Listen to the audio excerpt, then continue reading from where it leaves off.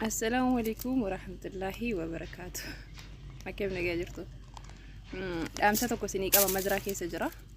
سموني إزولين دبي دفتاني أريد إراجة شو لما لاجت أكيد سانتاني جرة. ما اللي في سريزة بيتني أكنت تفوري ما لك أفين نرتوري. أكن فورا كنا كنت ترورني على دلني كاني ما أنا كيس دلني ما لك أفين نرتوري. سني قالي كيسة تهوري بريد برتي بياروا بالريسيتاني. warri jazaatana keessa rabbi sin oolche jechuudha. Amma usaati afaan keessa noli qabadhaati erga biyyaa baatanii dhuftanii kaamiyuu Dubaay kaamiyuu siqaa hin jedhinaati dalagadha.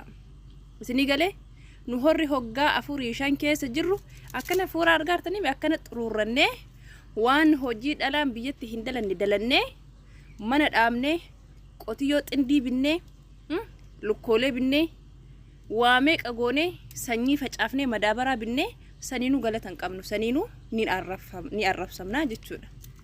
Asuma wasni dhaaw faaxen jaarsa biyyaa qabdan carraa tana keessatti fayyadamaati jaarsa keessa fidaati oo akana keessa darba gaafa san jazaa keessan beeka gaafa san jazaa ijoollee mana arabaa beeka jazaa ijoollee biyya arabaa beeka jechuudha. Fidaati carraa tana keessa haa dalagatu inshallah dhufee simmintoo miti inshallah ho barbaade muka haa baatu jechuudha. Isni galee nuti mana keessatti inshallah waa warqii mazanaa raashinti beeti nama dhinnee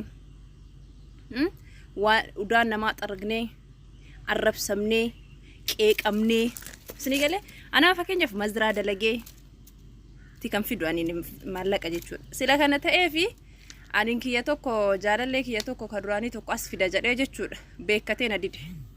Kuma 400 san kafalee as fidee akana keessa darbee jazaati ya kafaladha jedhee beekkatee na dide. Sila kana ta'ee faaxooche fidaati oo akana keessa darbaati akkaataa isinitti furtanii akkaataa isinitti dalaydanii akkaataa nutti furree finnu akkaataa itti maadaati mana arabaati baafne haa arganii fidaati keessa darba gana asinas qayyaana hore dhiirooche jechuudha. Afaan keessan gaqqabadhaati mallaagaca tiktaki ol oofnu waa'ee makeessan tiktaki ol oofnu waa'ee makeessan argaa jirra.